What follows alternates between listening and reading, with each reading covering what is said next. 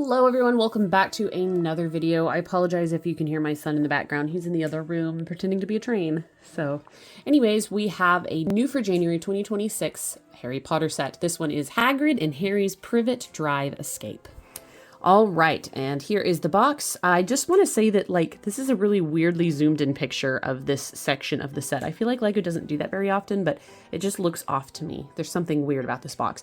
But it is set 76459, ages 8+, Hagrid and Harry's Privet Drive Escape with 124 pieces. That is the same exact piece count as the other little set I reviewed, and I think that either this one's 25 or the other one's 25.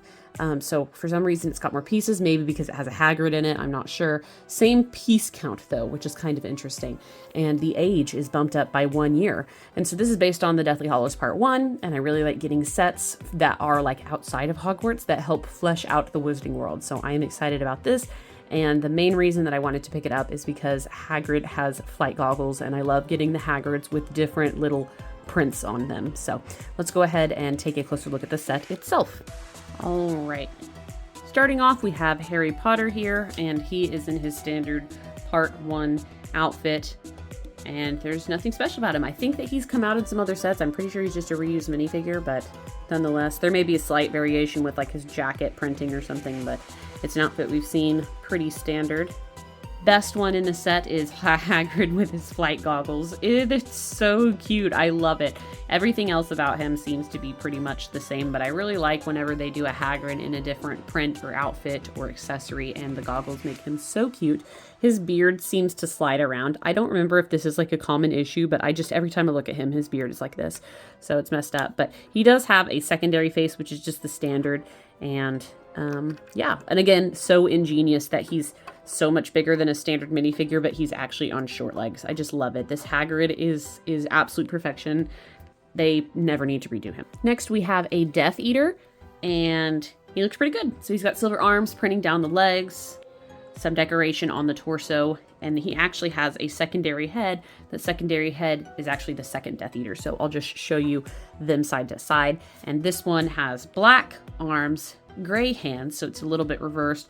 No decoration on the torso, not sure. I guess because he's got more of like a buttoned up look, so he doesn't have long flowing robes, but secondary face looks pretty cool. I feel like now we've gotten several different Death Eaters. I'd honestly have to go through and look at the faces of them, but I'm pretty sure these are brand new, and so I really like that.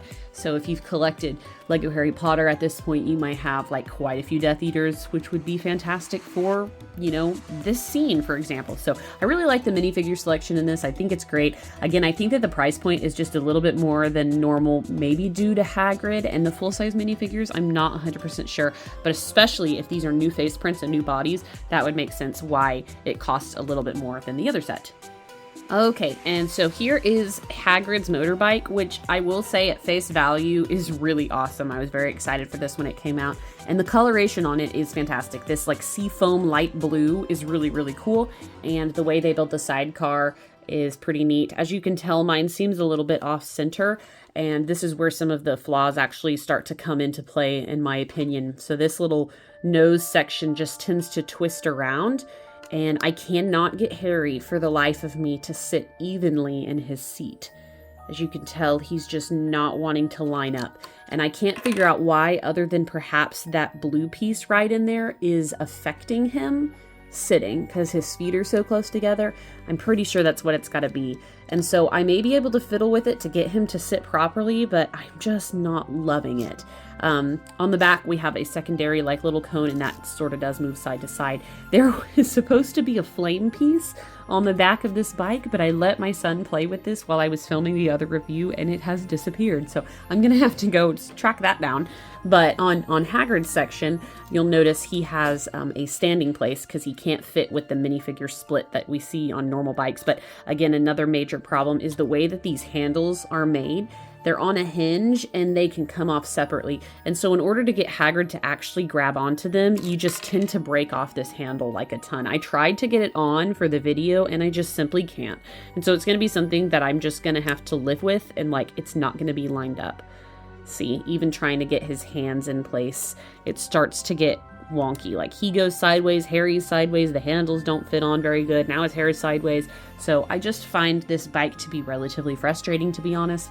Also, there's a secondary clip. So if you had 2 of these, you could do another sidecar. Something I just noticed. Overall, though, I really like the color, and it's a cute design. It misses the mark in some aspects to me. Here is the secondary build, which is just tiny. I honestly wish that they didn't include it because it's not enough of the real world, the muggle world, if you will, to like be substantial. We've gotten several Privet Drive light posts at this point, and this one is nothing special. If anything, it is more lackluster than what we've gotten before. I also want to point out that I feel like this spotlight or street lamp is like way too tall.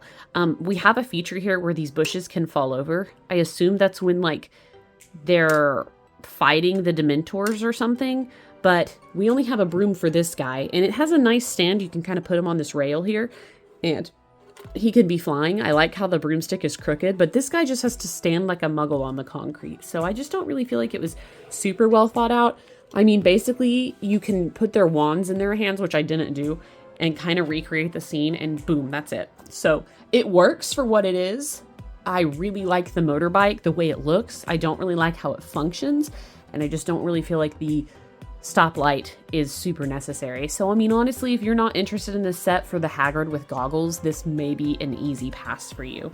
The bike looks cool, but yeah, definitely has some flaws. It may frustrate you more than anything, like it does me. But anyways, with that information, I hope that you're able to kind of make a choice on if this is something you want to pick up. And anyways, guys, thank you so much for watching to the end of this video. Stay tuned for more. I have them coming. Bye, guys.